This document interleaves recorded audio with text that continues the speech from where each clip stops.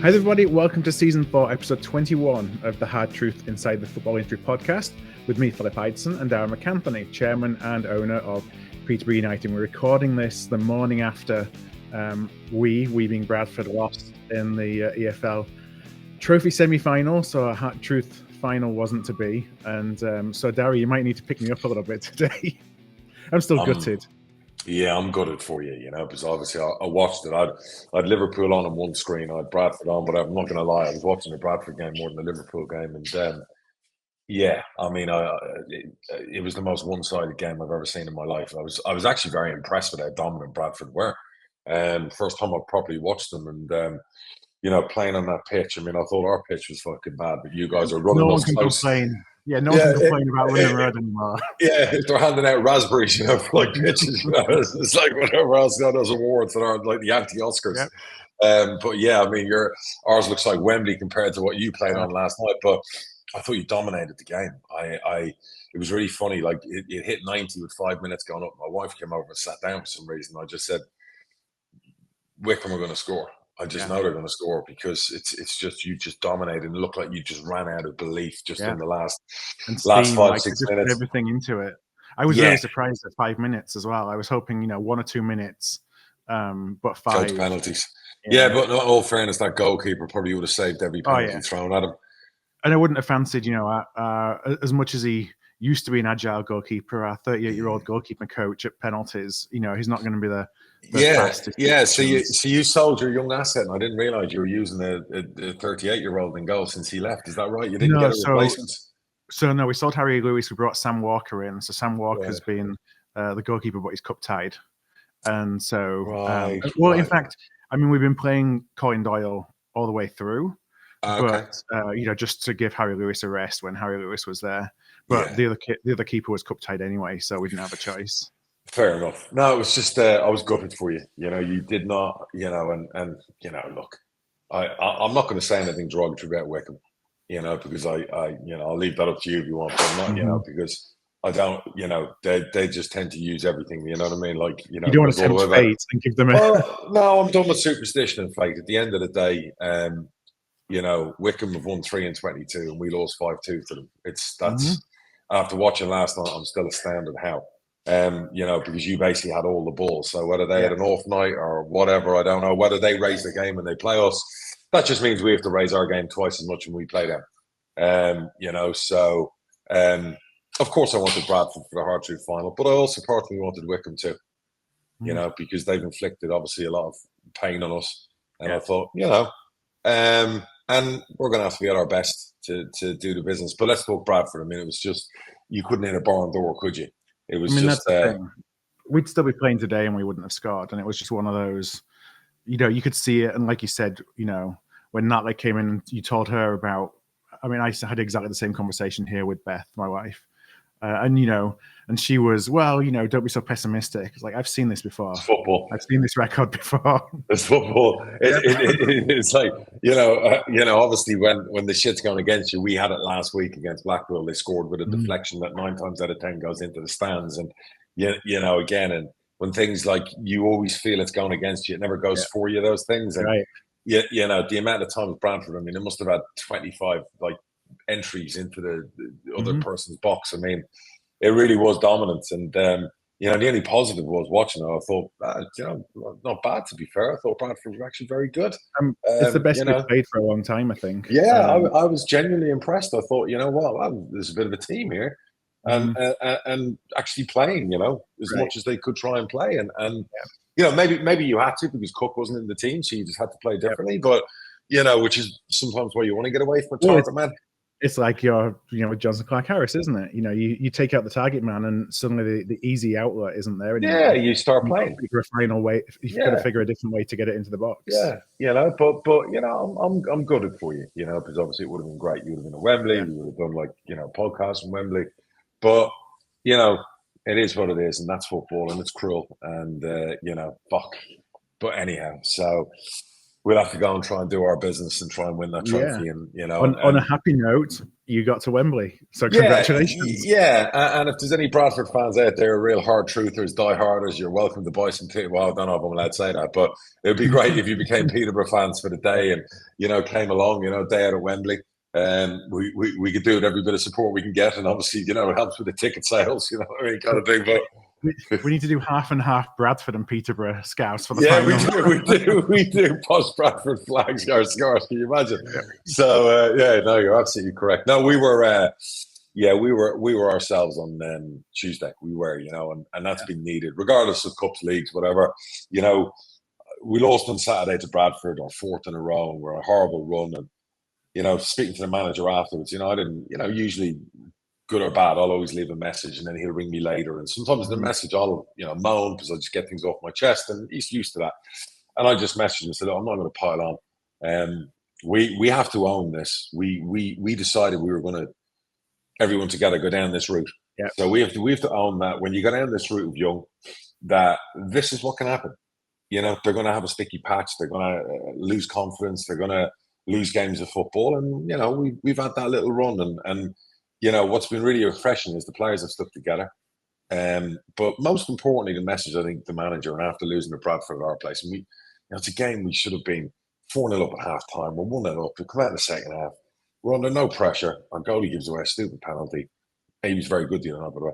And then all of a sudden, we got nervous. Young group gets nervous on a bad run. It's 1-1. Yeah. Blackpool didn't have another shot. The 93rd minute, they go down, they shoot from the edge of the box. Fucking ridiculous deflection. You know, 4 minutes injury time, by the way. What do I always say when we're not winning or drawing or whatever, it's, you know, but if we're winning, it's, and they nicked the game. And we were still a better team, you know, and they nicked the game. And it's another loss at home. It's another loss. And you're thinking of the players, oh, God. And to be fair, like, you know, I think Darragh and the staff just said to the players, look, let's reset here. Because there was a period in that game at home in the league for 20 minutes, 10 minutes, we started kicking long, which isn't what we do. Yeah. Like, we don't have a target man. If you're kicking long, you may as well walk over and hand the ball to the opposition 50 it's like yards panicking, away. Basically. Yeah, and with our goalkeeper kicking long, it was just, what are you doing? Like, it doesn't matter if they're pressing you, play around them. Doesn't matter if you give the ball away, keep playing around them, because that's what we're set up to do. So we make a mistake like we did against Wycombe. We gave them like multiple goals. We're trying to play around them and give the ball away. That's the price we pay. But what we're not going to do is kick it fucking long. We're not going to stop doing what we're doing, and we stopped what we were doing. So I think the message from the manager was very simple to the players after that league loss in the fourth in a row. This is who we are. This is what we're doing. Whether we have 15 games left, 20 games left, don't veer off course in what we're trying to do. Win, lose, or draw. That's the identity. That's the style. Stick to that fucking style. We will win games of football again. That's just the way it goes. Do you know what I mean? And to be fair, not an ideal place to have to go to again after losing on Saturday. You know, I think Blackpool have lost twice all season at home. Once was to us. And, you know, you're in a cup semi-final, you know, youngest team in the cup. And you're thinking, oh, geez, this could be. But to be fair, after 10 minutes, I was like, no, we're back. Like, you played them off the park. Yes. I mean, without sounding arrogant. You had it was like our game a little bit. The first, like, you had the chances, you didn't take them. I'm thinking you got to take some of these chances, and you took one of the chances, and from then on, you know, it was, it should have been. It should have been more than it was. Yeah. It was one-way traffic. I mean, I don't really remember Jed having to make many good saves. It was all kind of right in front of him, and you know, I thought we handled it great. I thought the changes were good. I thought every player to a man was excellent. I thought we played out from the back when they tried to press. We didn't get involved in long balls. We didn't start panicking. We didn't start giving the ball away. I thought we were sublime, and I thought the football was a joy to watch. And I thought, right, that's us. You know, that's us going away and winning at Derby. That's us doing what we've been doing earlier on in the season. You know, going away and winning at Barnsley. So just stick to that. Stick to that. We'll have a good end to the season. And veer from that, player-wise, management-wise, coaching-wise, we won't. Yeah. So it was nice. I was really happy for the staff. You know, when the third goal went in, I turned around to my wife who was cooking, and I said, first time I've ever done this, with 2 minutes left in injury time, we're going to Wembley. You know, so it's like, you know. And then I went and, you know, spent 20 grand on tickets to get my daughters and my wife across to come to the game, you know. So that's how much BA was for like 3 days to get in, you know. So no, I'm really, really happy for the staff, really happy for the manager, the players. and what it meant to them and the excitement of a young group all screaming about Wembley. Because not a lot of footballers get to play at Wembley. And No. So look, they have to make the most of it, with the bonuses they've got in their contracts, I will lose money on the final when they win. Most people would say, "Oh, it's better off they lose because you make money." But it's you get like, the money, no. you don't pay the bonus. No, I don't care. I'm happy to lose money for them to win. They've got bonuses, they've got whatever else. They pick up a hefty chunk for winning that cup. So I'd be delighted to pay whatever the net deficit will be from that final. Particularly now Bradford aren't going with the bigger ticket sales and whatever else. So ourselves and Wycombe aren't going to sell the amount of tickets Bradford would have. So it's great. And now I'm on with Liz today because now everyone wants tickets. We get X amount for the Royal Box. We get X amount for the Bobby Moore. I'm going to have to buy boxes now because we can't get all our employees. We got the players want the lion's share of the hospitality tickets for their families. I get that. So there's all those things now we're trying to navigate. And I think the manager doesn't want any distractions. He kind of wants that nailed down now so the players aren't worried about that going into games. So, So it'll be really, really good. Again, gutted Bradford aren't there. But I will say this for Bradford. The way you were playing the other night, whatever else, if you play like that and you got 15 games left and you're 5 points from the playoffs, you've got a chance of gate crashing this baby. There's always one team. It's always one team that comes from like fucking nowhere. You've got a chance of gate crashing in there. I mean, that's how I came away from it. Was hopefully that's a wake up call for everybody. Hopefully the manager afterwards has to say, look, that obviously shows what we're capable of. We've got 15 more of those games between now and the end of the season. Absolutely. And yes, there's basically 10 teams within 2 points of the playoffs. Absolutely. But, make it yours. Grab hold of this. Be aggressive.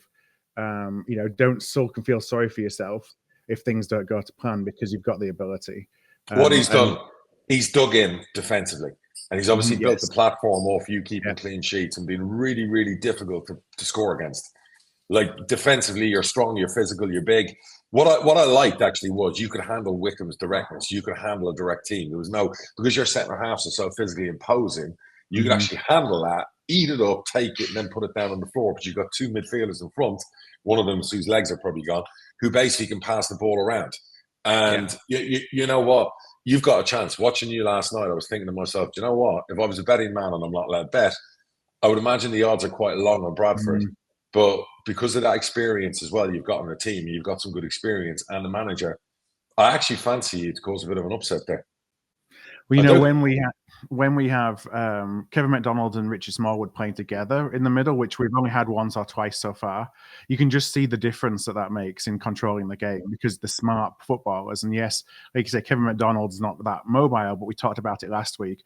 He can, he's got the vision and he can put the ball wherever he wants to put the ball. He's silky. And if you had two greyhounds basically running in behind all day long, with him putting balls in, you'd be one of the most dangerous teams because he could find. If you had two Ricky Jade-Jones up front, basically with him putting the ball in, you terrify fucking teams. They'd never leave. Because he just put it over the top on a plate for all day long. You'd have umpteen red cards. Going your way because teams would be like taking down that striker, and people wouldn't want to leave their own half. There would be no high press from the opposition team because they'd be terrified. Obviously, you go a different way. You go back basically with you use wide players and Cook as your target man, so you play a certain different way. But if you ever wanted to remodel and change, you actually have two ideal midfielders to play with complete pace up front. You could terrify the life out of fucking League Two if you wanted to. Just an observation. Well, let's see. I mean, we brought Tyreek Wright back on loan. He just came on for the last 5 minutes because he's been injured for a couple of games. He's got the pace. Now we have Kavanagh now it's not like he's a Ricky Jade-Jones from a pace perspective, but it's something a little bit different. Yeah. And, he looks useful. Very he's useful. He's not afraid of shooting. Now at the back, what's interesting is, we've really, we brought Jonathan Tompkinson in on loan from Norwich. He was the number 31, I think he is. And it took him a while to get in the team, just because we had he's solid. But he is. He reminds me of a young Dean Richards when we had Dean Richards, as a kid back in the day. I would agree with that. He's got the composure. It's tough for anyone to get through him. He's not afraid to go running. You find him on the wing here and there, so he's not. No. I was very impressed with him. Now I know he's on loan from Norwich. That's good. I'll have to add him to my list in the summer. Only joking. It's funny. I was going to ping you and say, "Hey, watch that number 31." Yeah. No. Next year. He was excellent. You know what I mean? He had a lot of attributes. You know what I mean? So Norwich do some good young players. They were used to buying a lot of talent. So no, very good. And you're right. He was comfortable anywhere across the back line, and he was moving around a lot. His rotation was excellent. So, look, to be fair to Alexander, he seems to have got. You seem to have found something. You seem to have found a way to play. You seem to have built that based on clean sheets, and then you've got a threat at the other end of the pitch. So, I think you're going to be a very dangerous team at the end of the season. How many games do you have at home? Because obviously that pitch is a bit of an equaliser because of how heavy it is. Yeah, that's a good question. And while I don't know exactly the answer, my gut feel would be that we've got more at home than away because of games that have been called off. And are you playing the pitch better than the opposition at the moment? Yeah, I mean, it was worse than it hasn't. I mean, it's not been good, but it was worse than it has been last night because of all the rain that fell on it as well. Yeah. I would say that what was interesting about last night is up until now, we almost negated the pitch because we were just playing hoofball. Yeah. Last night was the first time we actually tried to play it on the ground for a while. And I thought they did well on I thought you figured it out better than Wycombe on the ground. Yeah. I thought like you knew all the little angles, you knew where it was going to stop rolling or bouncing, and I actually thought you played it well. So if you can continue to do that and you don't end up getting heavy legs where you're winning games, having to rely on having to score late, because I thought you did look tired the last 10 minutes because of the lack of Wycombe didn't have to do a lot. Only the last 10 minutes they suddenly came into the game. So, no, look, for Bradford fans, I'd be optimistic that you've got a chance. There's so many fucking teams in League Two that have a chance. It's ridiculous. It is crazy how close it is. I mean, I don't think I can remember anything that close. At least, and whether it's just for one spot in the playoffs or whether it's, whether the gap closes between that last spot and Barrow, who are in sixth, but you have between Harrogate. So we got Harrogate in seventh spot on 48 points. And you got Walsall in 16th on 45 It's points. mental. Somebody will make a run. Yeah. Without a doubt. So, it will happen. And so we've got Barrow away on Saturday, and then Notts County home, and then Doncaster home. You've got Cambridge away, Exeter home, Northampton home. So you're looking forward to that derby game against Cambridge on Saturday. Yeah, Cambridge have been doing really well. Really tough to beat. Been winning some games. Even Bolton struggled to beat them the other night. Their manager left yesterday, which was a surprise. Yeah. But obviously he's Millwall through and through, so I can understand they pulled a bit of a Fergie there, bringing him back. Hopefully it's a good move for Millwall because I like the club. I like the previous owner, and the son's now running it. Look, we have a derby on Saturday. Everything goes out the window. Doesn't matter if one team have won 10 in a row and the other one whatever. Like derby is a great equaliser. I've seen enough derbies over the years. You know what I mean? Like you just can't pick a favourite. So we went there last year and never showed up, and I would expect us to show up this time. So I'm hoping the other night has given the players that belief that, look, we have to go and attack every game. Because we've fallen so far behind, we have to now give it our best shot and try and win every single game that we go into and be on the front foot. But most importantly, stick to being us. So, that'll be a tasty game. It'll be great for our fans. We got them, we got Northampton, we got a couple of juicy games coming up that are like in the vicinity and whatever else. Our fans, by the way, we had 500 of them travel to Blackpool. We're fucking magnificent. I was seeing some of them were swimming naked in the ocean the next day, after that. So for them, I was really happy because, I think there's been a few naysayers popping up, during the recent run, and a few of the real hardcore fans who message me all the time, on Insta were just like, I just can't stand social media, and I know some of that was getting to some of our players. We had to pull them off and say, stop paying attention to social media, good or bad. Stay away from it. So unfortunately, every football club has that, but our fans have been really good. Do you find that because your team is so young that it impacts them more than more of a seasoned professional? I think they're a different group in the way that it shouldn't. I think a couple of them it has, you know what I mean, and whatever, but not all of them. I think even though they're young, they're quite a savvy group. If you spoke to them and spent time with them, you'd understand that. You've got someone like Archie Collins, who's 24, but he's got an older head on his shoulders. They're a really good group. Harrison's obviously our captain. He's 22, but he's growing up all the time. He's been around it now so long. I think they're now getting used to it. That you're at Peterborough, you're expected to score goals, you're expected to be linked with multi-million-pound moves. You've got to get used to being in that paddock, per se. And that's just that's just what it's like being a Posh when you're in League One. So we got massive clubs in our league. We always know that. Everyone's expectations bar ours, we're all, we're not going to do that great this season. Yeah. So, we're doing okay. Yes, we haven't won for a while, but we'll start winning again. And you mentioned Harrison. I wanted to give a shout out to Harrison Burrows on the game at Blackpool. So obviously a kid, going to Wembley as a supporter the last time that you were in the final, and 2 goals, captain. I mean, he's really, and some of the criticism I was reading about him at the start of the season. Oh, we can't play left back, and he can't. My wife said it the other day that at Christmas she was sitting there when Darren was falling out with a fan in the stadium. I think it was during the Reading game, where there were like fans digging out Harrison because he wasn't having a great 10 minutes at left back. I mean, he's not a left back. He's the best left back outside the Championship, by a mile. I mean, he's got, 10 assists. He's got, 12 assists and nearly 10 goals. I mean, come on. But he's been doing that throughout his career. Even the season we went up and he came on for Dan Butler a lot of the time, he ended up with like 7 or 8 assists. In the Championship, he had 10 goals and assists combined in his first season in the Championship. So we know what we've got, and he's a strong lad character-wise, So what's his ceiling? I think he can play as high as he wants. People will say he doesn't have pace. I've seen players in the Premier League without pace do very well. He's technically top-notch. He can play. He's got the attributes technically as a Premier League player, and I don't want to put massive pressure on him. Right. He's 22. He's played, I think, 140-odd games already. So he's durable. Yeah. He is technically excellent. He creates goals for fun. He scores goals. He's a proper player in a dressing room that you want. You're not captain of your hometown club at 22 without having something about you. So I don't want to put pressure on him and say, he can play for Real Madrid or he can play for whatever else. But I think, he could go as high as he wants to. I think he's actually getting quicker. I think those things you can improve. I think there's, his physicality he's now more physical than he was, say, 2-3 years ago in the Championship, where he might get pushed off. Are there going to be times a winger will take him to the cleaners for 10 minutes? Yeah, but don't they do that to the best in the world?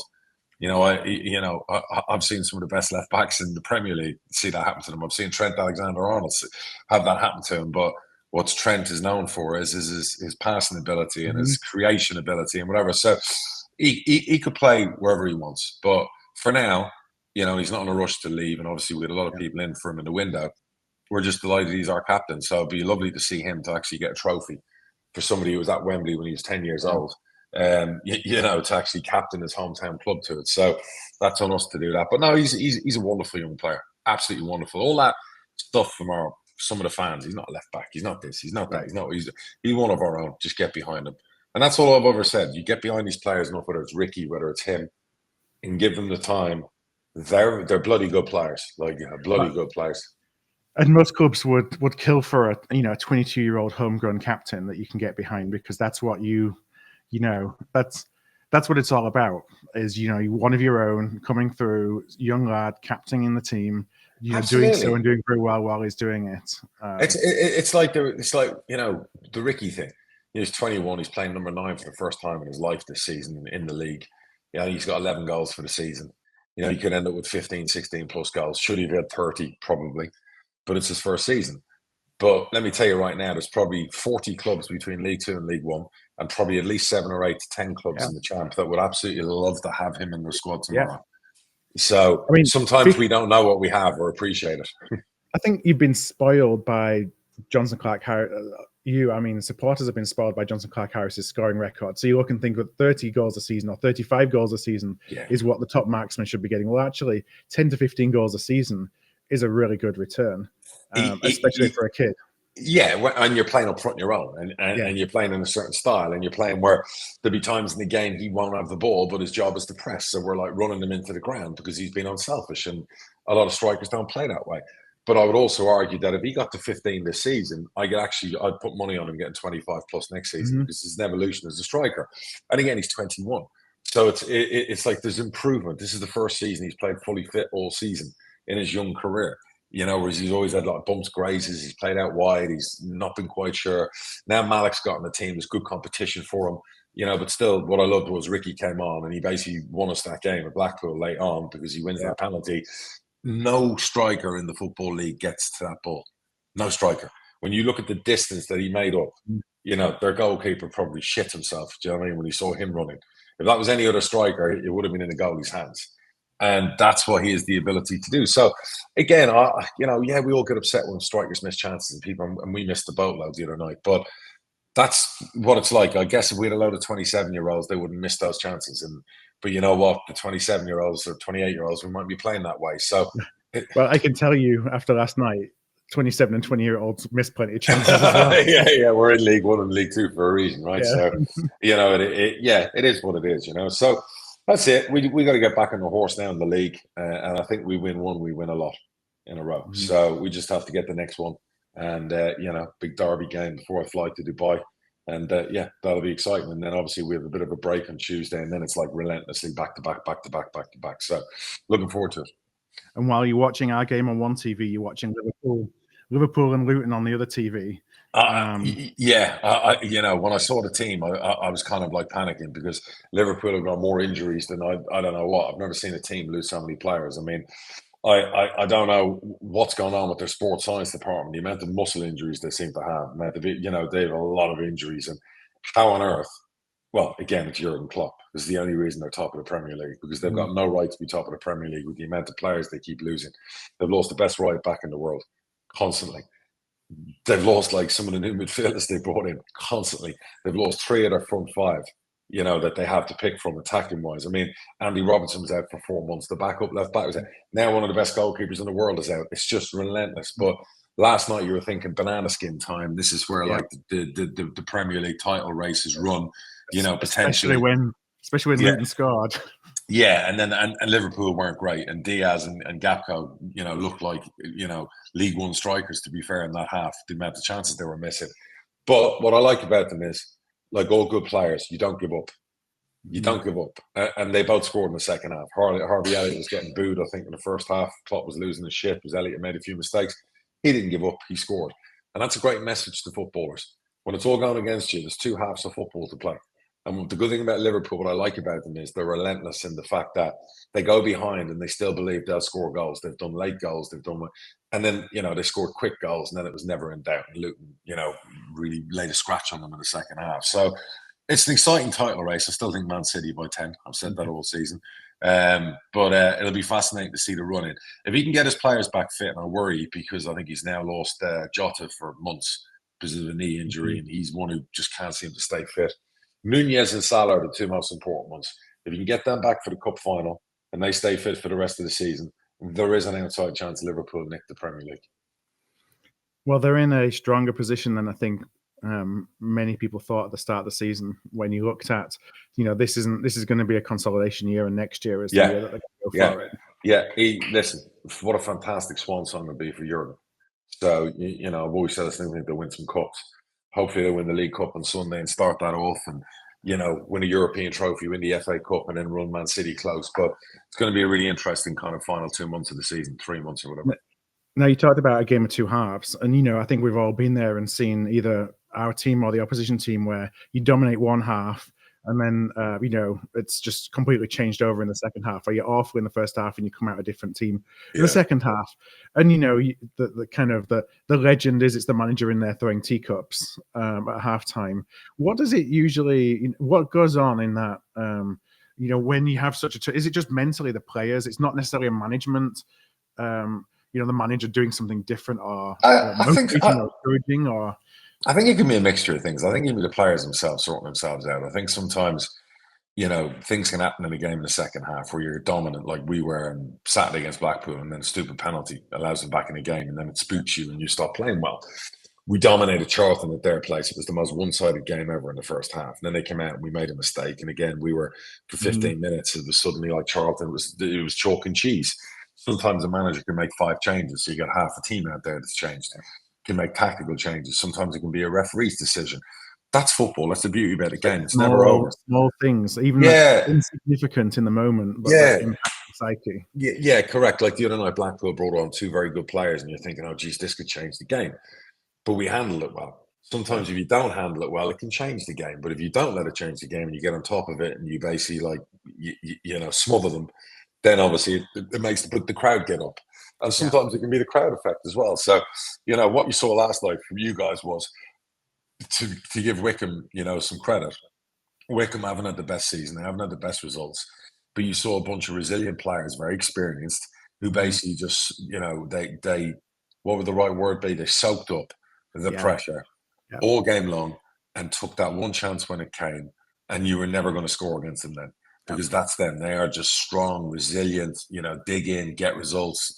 People, we like Wigan, we don't like Wycombe. They are what they are, and what they are very good at is doing exactly what I just said. So you have to give them credit, congratulate them getting to that cup final, because that was probably the most one-sided game they've played for a long time. And after watching us lose 5-2 to them, I couldn't believe what I was watching. So, at the end of the day, that's football. Yeah, and you knew that they had that was what I was always scared of. You knew that they get an opportunity, they've got the quality. So it's just about, you only need one opportunity when you've got, And usually with them, it's set pieces. Usually with them, it's set pieces, or it's, whatever else. But listen, that's football, and that's what can happen. That's the beauty of the game. So, so on we go. So a couple of other things that I want to just touch on today. I know that we're kind of running around in meetings and things, but we wanted to make sure that we recorded a little bit today. Is Dan Ashworth. So Dan Ashworth is now on gardening leave from Newcastle. Said that he wants to leave now. Jim Radcliffe, I think, said that a year and a half of gardening leave, based on his contract, is what's going on. And how stupid that is, because they don't want to pay any money for him. I'm interested in a couple of things. One, just your kind of take on the situation, but two, valuations of non-playing members of staff, because what they're basically saying is, give us 20 million and we'll release him from his contract. 20 million for a non-football player is ridiculous, in my opinion. It's absolutely ridiculous, and it comes down to contract law, in my opinion. So I've had people come for some of our staff, and I'm like, well, can we not ask for money? And I'm told, just not really, and this could get messy, and just let them go. And I see things like this, and I'm like, wow, it depends. I mean, if he's, I don't know, if he's on 3-4 million quid salary and he's got 6 months left, usually, or a year and a half left, usually that is really the cost of like buying him out if you wanted to, or you wanted to leave. So I think what Newcastle have to do is some common sense here. You're going to have a person on gardening leave. You're going to have to hire someone else. You're going to have all of that aggro. And same with Man United. This doesn't need to be prolonged. As long as Newcastle are sensible. What is a sensible fee? I don't even think 5 million should be a fee. I mean, these aren't playing assets. These are technical directors who can be great 1 year, especially, and then awful 2 years later. Do you know what I mean? Like, I don't know. Manager's a different thing, but you're getting a manager. That's somebody who's like affects results. I get recruitment can affect it, whatever else. And this seems to be a new thing, because I've seen Brighton's, guy, Paul Jules' son, he's left for Chelsea. They've already taken, Sam, they've taken some people. So obviously I know Dan, he came from Peterborough, through at our club at some stage in his career. It'll be fascinating to see how it plays out. But if Radcliffe's saying that United will wait 18 months, I think that's ridiculous, because they need to get on with it. They need to get on with doing what they're doing. And if Newcastle think for 18 months he's not going to do a little bit of work, I'd be amazed, So that I think there's a lot of poker playing going on, a lot of bluffing going on. I'm sure. The message will be for every technical director from now on: get a release clause in your contract when you join a big club. Yeah, I mean, it's interesting because, as a regular employer, as a regular employee and I use air quotes, regular job, then there's no there's no buying out contracts when you decide you want to quit and go and work for another company. And so you can kind of understand it from a playing side, because there's a playing asset. They're an asset, of course. It's a different type of employer-employee relationship when you're trading a footballer rather than a non-playing member of staff. It's mad. It's the world we live in now. But I do think there will end up being release clauses in all these people's contracts, and they obviously want that. I'm amazed they didn't go for Dougie Freedman at Crystal Palace. I know he lives quite close to Alex Ferguson. Do you know what I mean? So I'm amazed they didn't go for him, because he's done really well at Palace. So I think where United are with the new ownership, with their minority stake and now running the football side, I don't think they have 18 months to waste. I think if you're that person, Radcliffe, and your team, you want to get in there and just hit the floor running. You got a summer window coming up that's in a few months' time. Liverpool are in a similar situation. They don't have a recruitment specialist for the summer. The guy at Brighton, Sam Julie, went. Obviously, he's very highly rated. Why weren't we in for him? When Stanley was the previous guy who went to Chelsea, and now they've got Jewel as well. So how many do they want to Chelsea? Why didn't Liverpool react to that? I'm sure that he would have snapped Liverpool's hands off as well, given Paul being a Scouser and a Liverpool, ex-Liverpool youth player. And I would look, if I were Liverpool, I'd be looking at Brentford's recruitment. I'd be looking at the people they've got. I'd be looking at who, they tend to go, looking at Europe and elsewhere. The old German guy that came in for a while. They really got to get their finger out there on that side of things, because they're losing a manager and now they've got no recruitment person in charge for the summer. Yeah. So they really have to start making that. They may have already done so. So if they have, then I'm wrong. But that needs to happen. So, more and more clubs, I've spoken about this for years, need that model in place like we have with 𝗛𝗂. Do you know what I mean? And obviously director of football now, technical director, or it's head of football operations or whatever else. So it's going to be fascinating to watch it all play out. Yeah, and I was just seeing this morning the rumours that Xavi Alonso is off to Bayern Munich, and Bayern Munich are making their move to try and take him off the table for Liverpool. Yeah, seen that as well. And if Liverpool snoozed on that one, then they made a big mistake. With all due respect to Bayern Munich, Liverpool's a bigger club. Yeah. And, what's Xabi Alonso going to do? He's going to win where he is at the moment, the title. He's then going to go to Bayern Munich, where he's expected to win the title every year. Yeah. This is Liverpool we're talking about. Like, with all due respect, I know Bayern are this massive club and blah, blah, blah, blah. It's not Liverpool. So Liverpool don't need to be asleep at the wheel on that. Somebody in the ownership needs to go to Germany and sit with him and go, you're our guy. You're our guy. So maybe he doesn't want to follow Klopp. Maybe it's easier following Tuchel because he's failing. So who knows? Do you know what I mean? But he just seems to be the best of the next breed. It feels like, Liverpool have a process, and the process will end up them losing out because they're not moving fast enough, so that they are trying to be risk averse in taking their time to select the perfect person when he may have been staring them in the face all along. And I worry. You look at the Red Sox fans in America and what they think of, like the Fenway group and everything else, and how it's gone sour there, even though they won early on. I really worry once Jurgen goes, if we don't get the right person, we could end up in a situation where we're not going to have a good few years. So that's going to be pivotal. Liverpool are going to have a very important summer coming up. So let's see. What else we got to cover before we go on? Yeah. So one other thing I wanted to talk about was Michael Beale. Sunderland sacked Michael Beale after 8-9 games. It seems like that was a relationship that, you've done it before, right? You know on day one almost. On day one this isn't going to work. Yeah, it was a bad hire. So do it rather than let it spiral out of control. Obviously it wasn't well there. The players weren't having them. You could tell. It's just nothing went right from day one. It wasn't a popular hire with the fans for whatever reason. He seems to have had a great career. He's had, what has he had? He's worked for Gerrard, obviously. He's got Rangers. He's got the job at Rangers, QPR. Yeah, he's got Sunderland. He's had 3 great jobs. His agent's magnificent. So, so... And he only did partially okay at QPR, didn't he? He was for like half a season, So... Yeah. I don't know, obviously a very good coach. A lot of those don't translate to being brilliant managers, and so far he hasn't. So I'd be surprised if he got another shot at the title, because he's kind of like he's flailed out at 3 clubs now, and 3 massive clubs. So who knows? Maybe he's got Gary Monk's agent. He was accused of having a Twitter burner account, apparently. So, I saw it all. He got caught. Is that something that's do managers have alias accounts on social media? It'd be like me having a DMAC account. As if I'd have the energy for it. I don't know. Maybe it's someone in his family, maybe whatever. Look, I saw all of that. Let's not rain on the guy.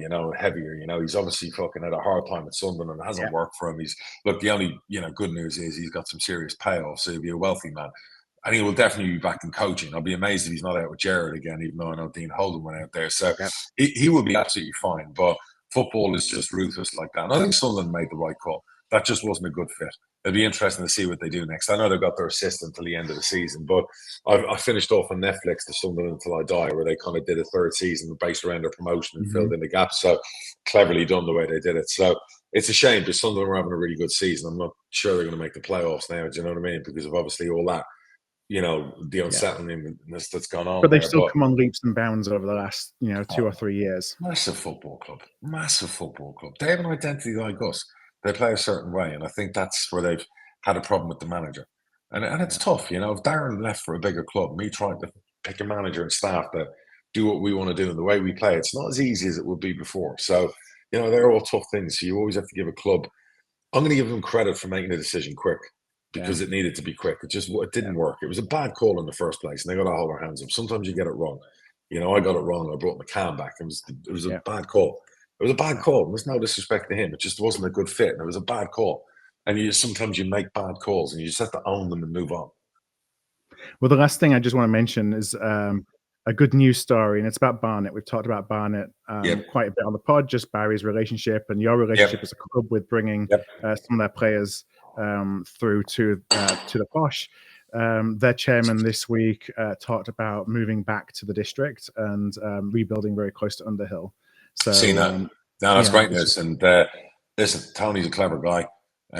He's a great setup with Barn at the moment. Well, sorry, where they moved to. Very well run club.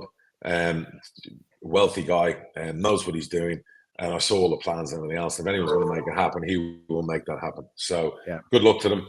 You know, I'd like to see them get back in the league. I'd like to see them do what they're doing with the stadium and keep producing there from Mason Clarks and Jack Taylors for us to take. So, you know, they're all the key ingredients. It's a shame that their striker that's banging them in right now is what, 28, 29 years old. On your radar.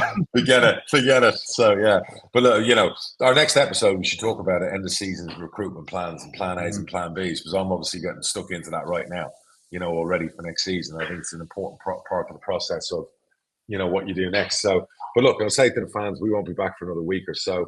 Sorry to the Bradford fans. Good luck to the Posh fans. You know, hopefully you go out and get your tickets.